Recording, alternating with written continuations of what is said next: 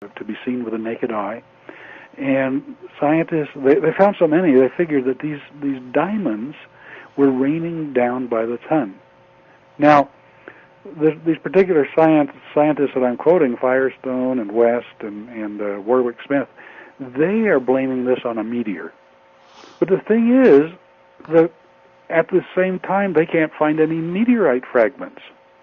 So I don't think it was a meteor. I think that these explosions in the sky, like Tunguska, and I don't know if you're aware of Tunguska. Oh, very. Okay, but I believe that these explosions were like giant Tunguska explosions in the sky, except that there were thousands of them, and that they were actually creating these diamonds right in the sky and raining onto us, and carbon. And some people laugh at that, but oil rains out of the sky on Saturn's moon Titan, and I don't know why it couldn't do it here. I mean, the Cassini mission has found lakes of oil on Titan that are bigger than the Great Lakes, and they talk about oil raining from Titan's sky, and there's no swamps on Titan that I know of where that oil would be created by stagnant swamps. No, that oil raining from the sky on Titan, and I believe that the same thing happens here on Earth. So what we can look forward to, if magnetic reversal happens in our lifetime, is essentially what we saw in the movie Day After Tomorrow, plus oil raining out of the sky. I think so. And there's ancient texts. You had mentioned the Mayans in 2012, but there are ancient Mexican texts that talk about asphalt raining from the sky and oil and petroleum raining from the sky. There are different texts around the world from thousands of years ago. We have to step away for a break. We will be back right after this.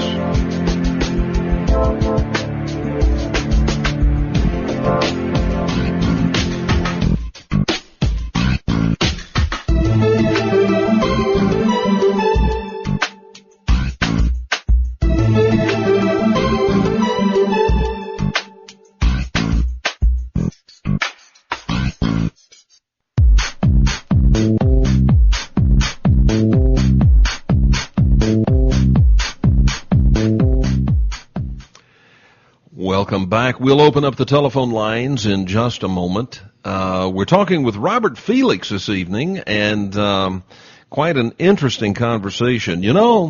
As accurate as Robert Felix was and is in what he had to say about global warming and taking issue with that, and not only that, but saying we are actually headed into an ice age, and in fact are already in the beginning of an ice age.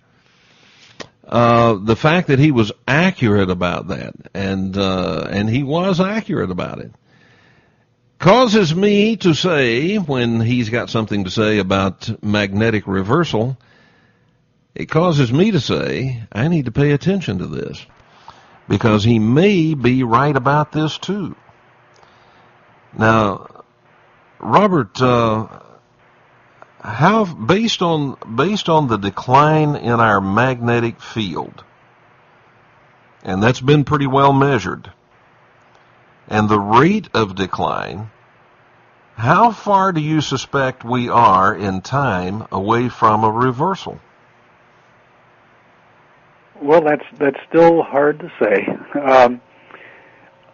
Some scientists think it's 5,000 years away. I think it's a lot closer, and the reason for that is that with previous magnetic reversals, when our magnetic field strength had declined to about 15% of normal, then it had a sudden reversal. So it doesn't go all the way to zero and then do its thing. As it goes down to about 15% and then reverses. Well, the problem is right now is no one is totally sure of how strong our magnetic field is during, quote, normal times. So no one is is sure of how close we are to that 15% point. So I can't answer you, except that when I look at the cycle of these returning in a regular beat every 11,500 years, and knowing that the last one occurred about 11,500 years ago, I think we're looking at it coming up soon. Now, admittedly, this is I'm going more out of a limb. This is more speculative than my first book, but it's still I see that all of these things did happen, and I see that the cycle is there, and so the next beat of the cycle is indeed due. You know what I wonder? I wonder because our entire space program has been conducted within far less than the last 100 years. Yes. And so everything we know about putting something in space is based on a very weak magnetic field. I wonder. Yes, it is. I wonder because magnetism, when you disturb it just right, generates electricity.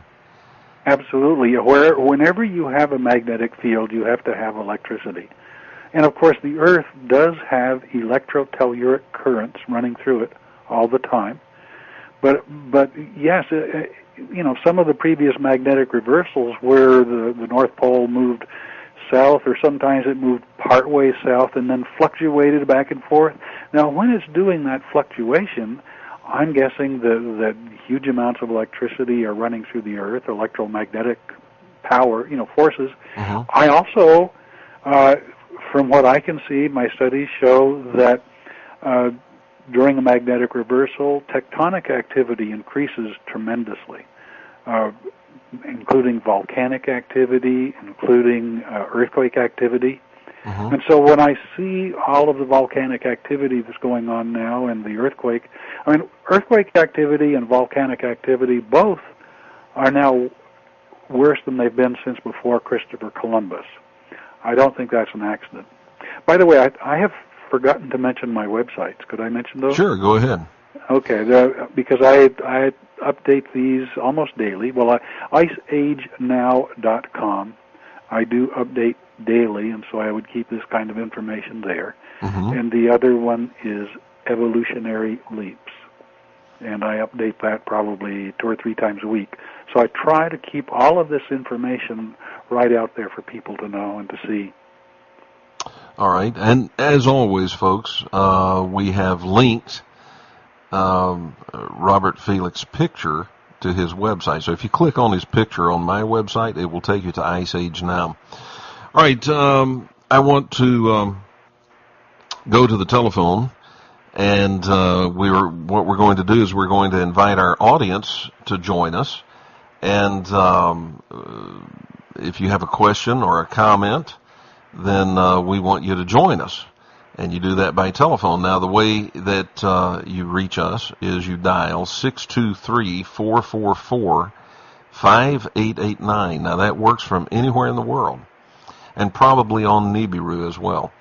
The toll-free number, if you're in the USA or Canada, we have a toll-free number, and it is 888-223-4599. If you're outside of the USA and you're outside of Canada, if you decide you don't want to make that international long-distance call, you may do something called a flash message. And what you do is you simply go to my website and scroll down. You'll see a link that says flash message. But you must be outside the USA or Canada in order for that to even get in front of my eyes, okay? If you're in the USA or Canada, we have phone numbers for you, and please use them. I'll even pay for the call if you need me to. You just dial 888-223-4599. That's toll free.